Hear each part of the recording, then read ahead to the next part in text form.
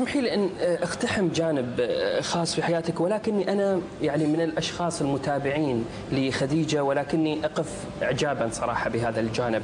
التغيير بتغيير الحجاب ولبس الحجاب عند خديجة، وهذا الأثر وهذه الثقافة التي أرادت خديجة أن تصدرها إلى جيل المستقبل. كيف كان التغيير، وخصوصا الإعلامية تخاف من هذا التغيير لأن تفقد السمو وتفقد ظهورها أيضا على الشاشة؟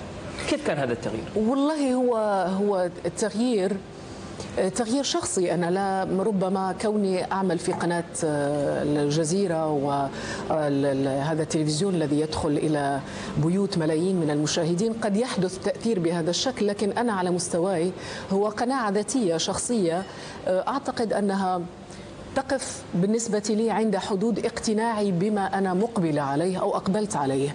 فيما بعد ما هي تأثيراته هذا موضوع آخر.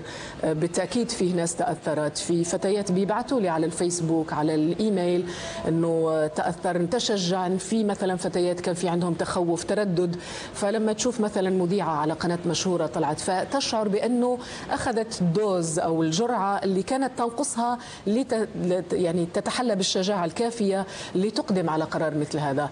لكن أعترف بأنه أنا قراري الشخصي لم يكن بهدف التأثير على الآخرين بقدر ما هو قرار ذاتي شخصي يرجع أو ينبع من قناعة ذاتية بأنه أنا مقتنعة تماما 100% بهذا القرار الذي اتخذته.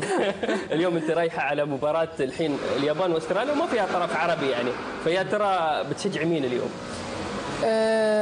أشجع مين؟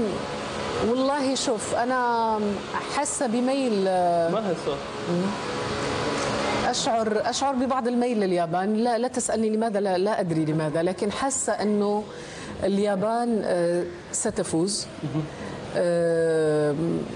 أستراليا قارة ودولة كبيرة وفعلا يعني شاركت في المونديال ووصلت إلى حتى سابقا إلى هو دائما يشبهوا اليابان بالكمبيوتر الياباني، ويمكن ارتباط زوجك يمكن بالجانب الكمبيوتر والاي تي، فاعتقد مش عارفة. لا أنا لم أحسبها بهذا الشكل، لكن أشعر عندي شعور صعب تفسيره. لكن عندي ربما أيضا إذا كان إحنا عم نتناقش في الرياضة، فصدقني أخ حسن أنه طول الفترة اللي إحنا قاعدين فيها الآن وأنا قلبي مع مظاهرات مصر، مع الشعب المصري، مع هذه الثورة التي نشهدها اليوم في الشوارع العربية، ومع تونس، ومع كل ما يحدث من حراك.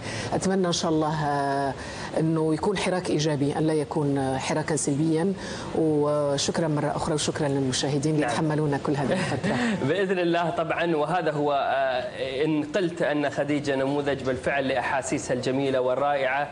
لم تغير مباراة كرة قدم كما نقول سواء بين مصر والجزائر وكل ما حدث. واليوم كيف أن الجسد العربي إذا اشتكى منه عضو اشتكى منه سائر أعضاء الجسد. بالفعل اليوم هذا هو النموذج الذي نحتاجه في فضائياتنا، أن يكون هذا النموذج موجود. شكرا لخديجة بن قنا، وشكرا لمشاهدينا ومتابعينا اللي تابعونا طوال فترة البطولة من خلال برنامج استاد آسيا. نتمنى احنا نقلنا صورة رائعة وجميلة لهذه البطولة وعشنا الكواليس. نشكر كل